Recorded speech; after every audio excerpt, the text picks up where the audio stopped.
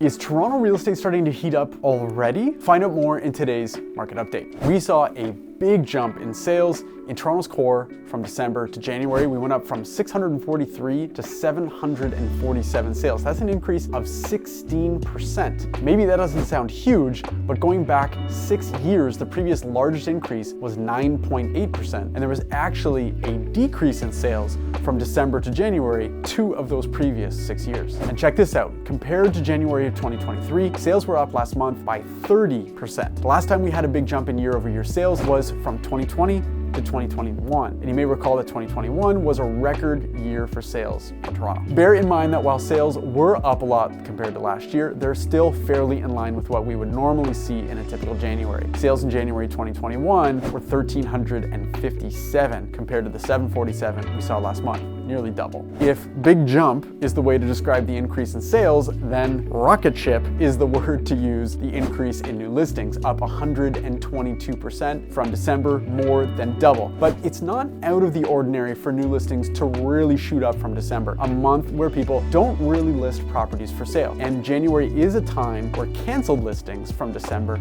come back on the market. So not all of the 1,939 new listings were actually new listings. Interestingly enough, despite the massive increase in new listings, we actually saw a decline in total available inventory, which dropped the overall amount of supply Toronto's core has by about 2%. So between a big spike in sales, slightly declining supply, and another month of steady interest rates, it seems as if buyers are already active in the market. I'm seeing a lot of properties, specifically houses, being listed with offer nights, and these properties are receiving multiple offers. What I'm also seeing is that even though these houses are receiving large numbers of offers, the prices still seem to be somewhat tempered. They're selling for more than they would have in the fall or early winter if they would have sold at all, but not as much as I would have guessed based on the number of offers. This tells me that even though interest is renewed, high borrowing costs due to interest rates still remains a limiting factor for many buyers. When we switched to the areas surrounding the core like Scarborough, Etobicoke, and North York, there was an even larger spike in sales compared to December.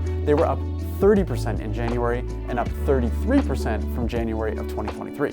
There was a similar spike in new listings as well, up 113%, as well as an even larger decline in available inventory, down 8% from December. So much like the core, these outer regions experienced many planned offer nights with multiple offers being received. And while this isn't captured by the outer regions that I track, there was that one story about a home in Mississauga receiving something like 85 offers that was plastered all over the news. Interest rates will likely keep prices from skyrocketing like we've seen in previous years, but if January isn't any indication of how 2024 might go, then look out. I think it could be a very busy year for real estate in Toronto. I'm Harnish, Toronto Real Estate Navigator with Bosley Real Estate. I want to thank you so much for your time. I appreciate you watching. If you're catching this on YouTube, make sure to like the video, subscribe to the channel, hit the notification bell so you don't miss any upcoming content.